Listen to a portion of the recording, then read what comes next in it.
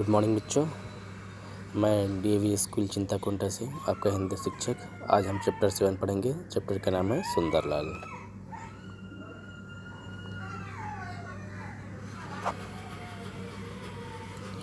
तो चलिए आगे बढ़ते हैं।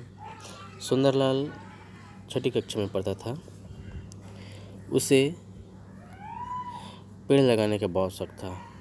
वह एक पहाड़ी गांव में रहता था। आसपास के जंगल में पेड़ों के बीज उठा लाता, उन्हें बोता, तैयार करता और फिर उन पौधों को लगा देता। उन्हें पानी देता और फिर छोटे छोटे पौधे पेड़ बन जाते हैं। सुंदरलाल को जितनी रुचि पेड़ लगाने में थी उतनी ही रुचि पढ़ाई में भी थी। वह रोज़ नियमित रूप से स्कूल जाता था। गुरुजी पाठ पढ़ाते पूरी तरह से याद करता और परीक्षा में सदा प्रथम आता। तो बच्चों, ये सुंदरलाल कौन सी कक्षा में पढ़ता था? कक्षा 6वीं में पढ़ता था, है ना। आप लोग भी क्लास 6 के स्टूडेंट हैं। और सुंदरलाल को क्या शौक था? पेड़ लगाने का शौक था। वो जो है एक पहाड़ी गांव में रहता था। तो पहाड़ी गांव में रहता था तो वहाँ पर आसपास जंगल रहते थे, बहुत सारे पेड़ पौधे रहते थे। तो क्या करता था, वो वहाँ से जो पेड़ पौधे के बीज को उठा ले आता था और उन्हें बोता था, है ना। वहाँ पानी डालता था, फिर वो जो है छोटे छोटे पौधे उग जाया करते थे। ठीक। अब इस तरह से फिर वो छोटे छोटे पौधे एक दिन बड़े वृक्ष बन जाते थे। सुंदरलाल को जितनी रुचि पेड़ लगाने में थी उतनी ही रुचि पढ़ाई में भी थी, है ना। मतलब वो एक होशियार लड़का भी था। उसको पेड़ लगाने में भी रुचि थी और पढ़ाई में भी रुचि थी। वह रोज़ स्कूल जाता था। गुरुजी, उनके शिक्षक जो है जो भी पाठ पढ़ाते थे वो पूरी तरह से याद करता था और प्रत्येक वर्ष परीक्षा में प्रथम आता था। आगे है, पेड़ लगाते लगाते सुंदरलाल 20 वर्ष का हो गया। उसने हाई स्कूल की परीक्षा पास कर ली। उसे पेड़ पौधों से इतना लगाव हो गया कि वे सब उसे परिवार के लोगों के समान ही दिखने लगे।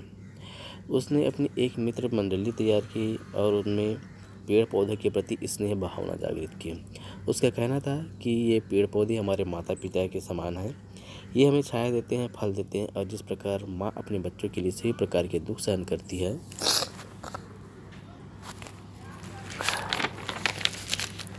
उसी प्रकार ये पेड़ पौधे भी धूप, वर्षा, जाड़ा, धूल आदि सब अपने ऊपर लेकर हमें सुख देते हैं, हमारी रक्षा करते हैं।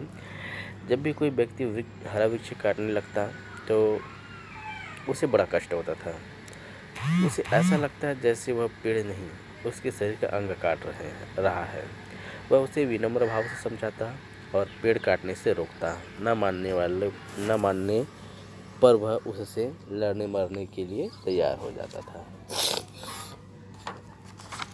तो इस तरह से बच्चों, अब सुंदरलाल जो है 20 वर्ष का हो गया है। उसने हाई स्कूल की परीक्षा पास कर ली है।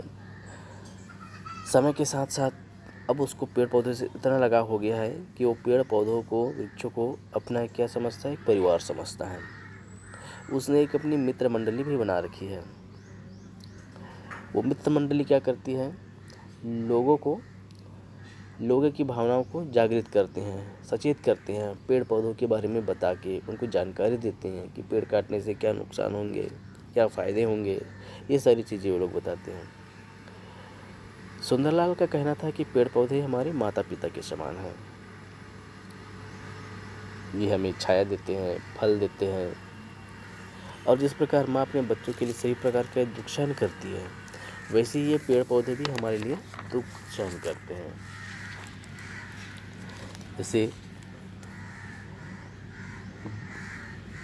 धूप से रक्षा करते हैं हमारी, वर्षा से, जाड़ा, धूल, इन सभी को अपने ऊपर ले लेते हैं, है ना, और हमारी रक्षा करते हैं। जब भी कोई व्यक्ति हरा वृक्ष काटता तो सुंदरलाल को बहुत ही दुख होता है, बड़ा कष्ट होता है। उसे ऐसा लगता था जैसे वो मनुष्य पेड़ को नहीं काट रहा है बल्कि उसके अंगों को काट रहा है। न मानने पर उसको मारने के लिए भी भिड़ जाता था। अब सुंदरलाल जो है कॉलेज की परीक्षा देने के लिए जा रहा है। कहाँ जा रहा है? नैनीताल जा रहा है। रास्ते में कुछ लोगों को एक साथ बहुत से पेड़ काटते हुए देखा, है ना। वो बस में जा रहा है और क्या देखता है कि जंगल में पेड़ों को बहुत से लोग जो है बड़ी मात्रा में, बड़ी संख्या में काट रहे हैं, है ना। ये देखकर उसका मन विचलित हो जाता है, व्याकुल हो जाता है। वो बस से उतरता है और जो वृक्ष काट रहे हैं उनके पास में जा कर के समझाने की कोशिश करते हैं, उनको समझाने लगते हैं। लेकिन उसकी हैरानी का ठिकाना तब न रहा जब उसने सुना कि लोग कंपनी के नौकर हैं, है ना। तो वो जो वृक्ष काट रहे थे बड़ी संख्या में, जो बहुत सारे मजदूर थे, वो क्या थे, कंपनी के मजदूर थे। और कंपनी ने जंगल को काटने का ठेका ले रखा है। तो सीधी सी बात है, ठेका किससे लिया होगा, कंपनी ने सरकार से, गवर्नमेंट से, है ना। यही कारण था कि वे पेड़ काटना बंद नहीं कर सकते थे। अब वो मजदूर हैं, है ना, अपना रोजी रोटी के लिए वो काम कर रहे हैं, मजदूरी कर रहे हैं। तो जो कंपनी बोलेगी वैसा उनको करना पड़ेगा।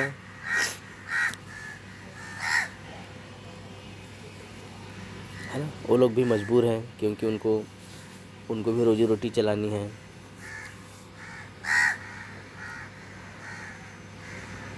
यही कारण था कि वे पेड़ पर काटना बंद नहीं कर सकते थे। यह जानकर उसको बहुत दुख होता है और आश्चर्य भी होता है। उसने कभी सोचा नहीं था कि इस प्रकार इतने बड़े पैमाने पर वृक्षों की कटाई हो सकती है। सुंदरलाल का उन कंपनी मजदूरों पर तो कोई बस नहीं चला, पर उसे इसका भयंकर परिणाम दिखाई देने लगा। यदि इस प्रकार सभी पेड़ पौधे धीरे धीरे काटे जाएंगे तो ये हरे भरे जंगल उजड़ जाएंगे और गांव में बसने वाले सब लोग अनाथ होकर रह जाएंगे, है ना। अब सुंदरलाल उन मजदूरों को वृक्ष काटने से तो नहीं रोक सका। क्या कर सकता था वो अकेला, है ना। उतने सारे मजदूर थे और सीधी सी बात है, कंपनी ने सरकार से ठेका ले रखा है, ठीक है। तो वो असमर्थ रहा, उनको काम बंद करवाने के लिए वो असमर्थ था। अब इस प्रकार से वे अपना परीक्षा देते हैं। सुंदरलाल अब अपने गांव लौट रहा है। गांव लौटते वक्त उसका मन जो है आत्मग्लानि से भरा हुआ है। क्यों आत्मग्लानि से भरा हुआ है? क्योंकि वो कंपनी मजदूरों को वृक्ष काटने से रोक नहीं पाया था। वह उन कंपनी मजदूरों को वृक्ष काटने से रोक नहीं सका था। यह उसकी आत्मग्लानि का मुख्य कारण था। उसने अपनी मित्र मंडली की सभा बुलाई है। उसने सभा में गांव के अन्य लोगों को भी आमंत्रित किया। लोगों को पेड़ों पौधों का महत्व समझाया और इस प्रकार लगातार पेड़ काटने से उत्पन्न होने वाले खतरे के बारे में बताया। ये सारी चीज़ें वो बता रहे हैं लोगों को, और बताते बताते जो है उसकी आंखें जो है भर आई, छलक पड़ी, वो रोने लगा। वह कहने लगा, मुझे ऐसा लग रहा है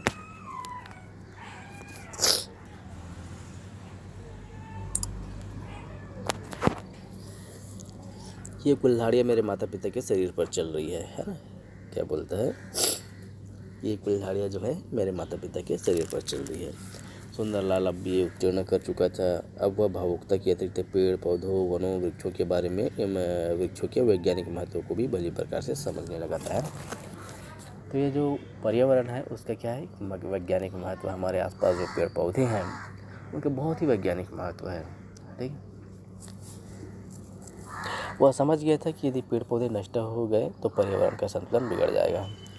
वृक्षों की अंधाधुंध कटाई से वर्षा नहीं होगी, वर्षा न होने से सूखे की स्थिति उत्पन्न हो जाएगी, जिससे अकाल की स्थिति बन जाएगी। इसके साथ ही यातायात की स्थिति अच्छी न होने के कारण अन्न का यातायात नहीं हो पाएगा और दूसरे ग्रामीण लोगों के पास बाहर से अनाज मंगवाने के लिए धन कहाँ से आएगा। तो सुंदरलाल ने बहुत दूर तक के सोचा है ना कि यदि वृक्ष नहीं रहेंगे तो क्या होगा। लोगों को समझाता है, खुद समझता है कि यदि वृक्ष नहीं रहेंगे तो सीधी सी बात है वर्षा नहीं होगी तो सूखा पड़ जाएगा तो अकाल की स्थिति आ जाएगी। लोग अनाज कैसे लगाएंगे, है ना। दूसरी बात, यातायात की आवागमन की स्थिति उतनी अच्छी नहीं है ना। जो बाहर से जो है चावल या अनाज कैसे आएगा। और दूसरी बात, जो ग्रामीण लोग हैं उनके पास पैसा ही कहाँ है कि वो लोग बाहर से खरीद के खाएंगे, है ना। तो ये सारी चीज़ें जो है उनको दिखने लगी।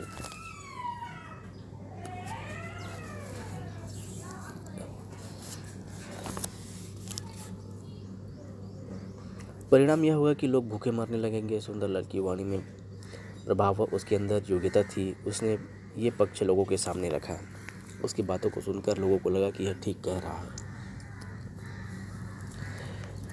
उन्हें उसका साथ देना चाहिए। यही नहीं, सुंदरलाल ने मित्रों के साथ आसपास के सभी गांव में यात्राएं प्रारंभ की, सभाओं का आयोजन किया और लोगों को वृक्षों के महत्व तथा उसके कटने से सिर पर मंडरा रहे खतरे के बारे में सचेत किया। उसने इसके बारे में सरकार को पत्र लिखा, तो वो आसपास के लोगों को जागरूक तो कर ही रहा था, सरकार को ही पत्र लिखता है कि तरु रक्षण एवं वृक्षारोपण संस्थान का गठन किया जाए। इसके साथ ही उसने लोगों को वृक्षों की कटाई रोकने का ढंग भी समझाया। वो ढंग कौन सा था कि कंपनी मजदूर जब भी पेड़ काटने के लिए आएंगे तो आप लोग क्या करना, उस पेड़ से लिपट जाना, चिपक जाना, उस पेड़ को पकड़कर लिपट जाना। इस तरह से वो कंपनी मजदूर जो है उस पेड़ को नहीं काट सकेंगे। सुंदरलाल के इस आंदोलन को चमत्कारी ढंग से लोकप्रियता मिली। जहाँ भी कंपनी के मजदूर या कोई अन्य किसी वृक्ष को काटने लगता, लोग उस पेड़ से लिपट जाते। इसी से चिपको आंदोलन का सूत्रपात हुआ, है ना। तो जब भी इस तरह से कोई कंपनी मजदूर या अन्य कोई लोग जो है वृक्ष काटने के लिए आते हैं, तो जो बाकी लोग थे वो क्या करते थे, उस वृक्ष से जाकर लिपट जाते थे, है ना। और यही फिर आगे चलकर इस आंदोलन का नाम पड़ा चिपको आंदोलन, है ना। तो अब देखते हैं बच्चों, थोड़ा सा इसके प्रश्न देख लेते हैं। चलिए,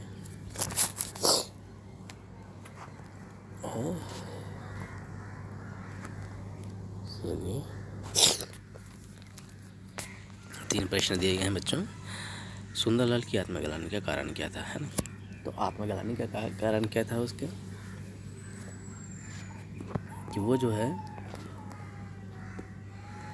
सुंदरलाल कंपनी मजदूरों को पेड़ काटने से रोक नहीं पाया, इस कारण उसका मन आत्मग्लानि से भर गया था, है ना। दूसरे नंबर का प्रश्न क्या है, सुंदरलाल ने वृक्षों की कटाई रोकने के लिए कौन से कार्य किए। तो सुंदरलाल ने मित्रों के साथ आसपास के सभी गांवों में अपनी यात्राएं प्रारंभ की, सभाओं का आयोजन किया और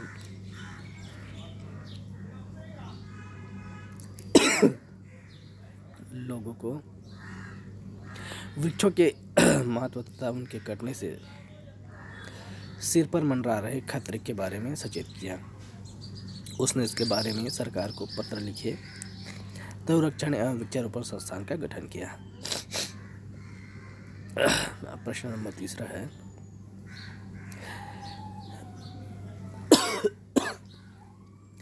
जब भी कंपनी मजदूर वृक्ष काटने लगते हैं तो लोग क्या करते थे। कंपनी मजदूर जब भी किसी पेड़ को काटने लगते हैं तो लोग उस पेड़ से लिपट जाते थे, और इस तरह से वो मजदूर जो है, वो लोग जो है पेड़ को नहीं काट पाते थे। ठीक है बच्चों, तो अब आगे देखते हैं बच्चों, है ना। ये ज्ञान सागर से है चैप्टर 7। अब इसका अभ्यास सागर देखेंगे हम, तो नेक्स्ट वीडियो में अभ्यास सागर देखते हैं।